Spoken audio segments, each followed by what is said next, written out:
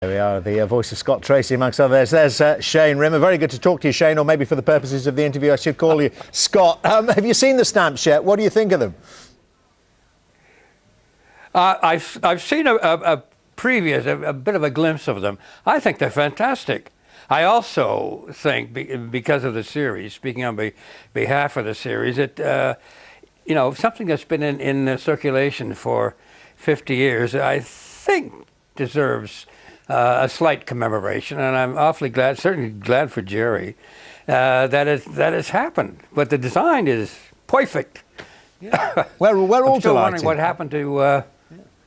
We're all delighted. You know what great series they were. I want to ask you, Shane, Scott Tracy. How did you get involved with Gerry Anderson, and how did you come up with the voice?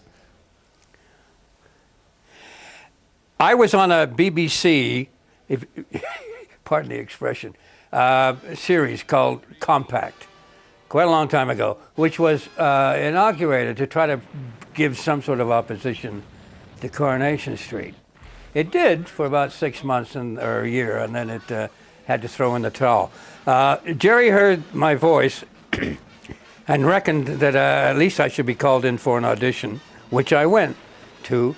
And a couple of days later, there it was. Scott Tracy was on board. And how does it work when you're laying down the voice for that? Do you watch the entire episode in advance, or do you just read the script you're given? No, we were thankfully given a let out on that in a way. We recorded the voice first. Everybody's got a speech pattern.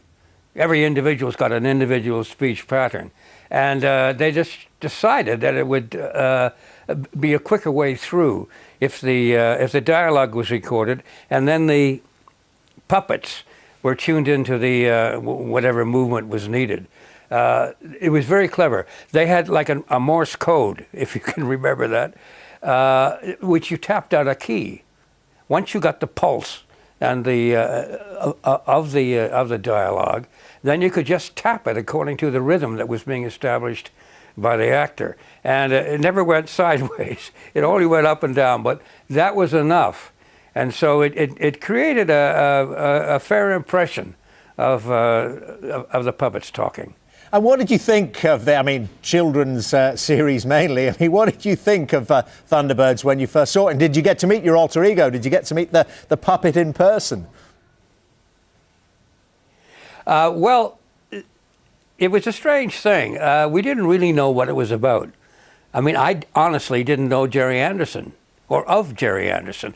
But once the reading took place, the audition reading, sort of tuned in on this kind of very flavorful sci-fi kind of series featuring young astronauts, young astronaut types, and an old fellow with sort of a Lorne Greene from American television sitting in the chair. So we all did it around one mic. That was the amazing thing. I mean, there must have been 7 or 8 of us around that one mic at any one time. You had to be a pretty good dancer to get out of the way because somebody else was coming in to take your place when you were leaving. And there were a lot of forms heaped on the floor every once in a while. Fascinating stuff. Thank you very much indeed.